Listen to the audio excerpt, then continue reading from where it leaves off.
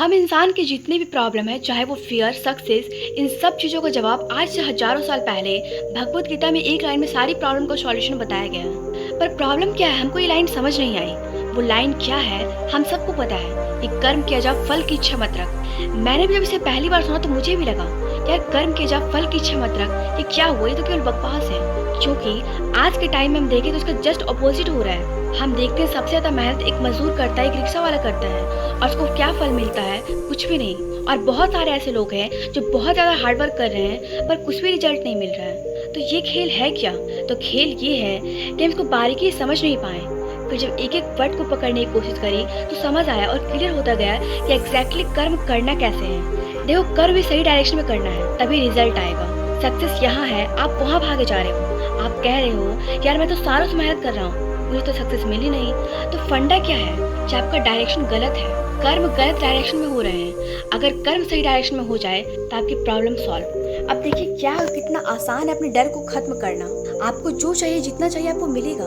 इसका मतलब कुछ लोग कहते हैं कर्म कर, फल की इच्छा मत कर। तो क्या इसका मतलब फल नहीं मिलेगा? ऐसा नहीं है। भगवत गीता में जब भगवान श्री कृष्ण अर्जुन को बोल रहे हैं तो किस लिए बोल रहे हैं? लड़ाई को जीतने के लिए, लड़ाई को हारने के लिए। लड़ाई को जीतने के लिए बोला गया है, वो भी कितना बड़ा युद्ध को, ना कि हारने के लिए। अब देखिए किस तरीके से काम करता है।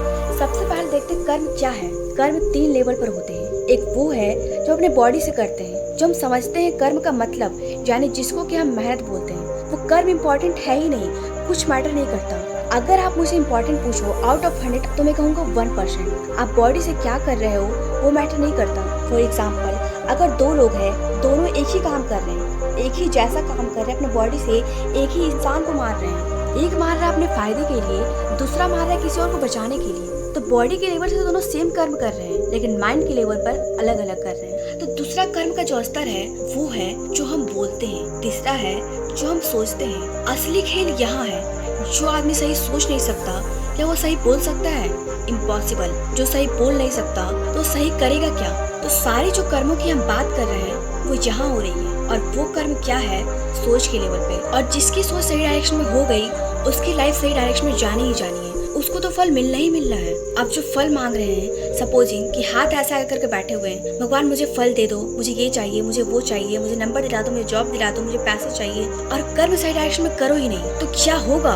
वो मिलेगा ही नहीं। दूसरी तरफ से कुछ मत मांगो, लेकिन आप कर्म सही डायरेक्शन में करते चले जाओ तो उतना मिलेगा जितना हम सपने में भी नहीं सोच सकते। देखो, लाइफ का फंडा क्या है? हमें जब तक कोई चीजें नहीं मिली होती, जब तक सक्सेस का खेल शुरू नहीं होता, तब तक हमें लगता है यार ये भी हो जाए, कुछ भी मिल जाए, पर मिल जाए। पर एक बार जब खेल शुरू हो जाता है तो इतना आता है जितना हम सपने भी नहीं सोच सकते। समझ नहीं आता कि कहाँ से और किधर से आ रहा है। बस हमारा कर्म सही डायरेक्शन में होना चाहिए। सही डायरेक्शन में कैसे होगा? तो अगर मैं बुद्धि के स्तर की बात करूँ तो महाभारत में समझाया गया है 2 जगह है जहाँ अपने माइंड को लगा सकते हैं। अपनी बुद्धि को हम 2 जगह पर लगा सकते हैं। सारा खेल माइंड का है। सबसे पहले तो ये हाथ पैरों के कर्मों से ऊपर उठना है। जो हाथ पैरों से आप कुछ भी करते रहो, रियल लाइफ में उठा करके देख लो, वो मैटर नहीं करता। कोई आदमी बोलता तो बहुत बड़ी बड़ी बातें, पर जब करने की बारी आती है तो कुछ भी नहीं करता।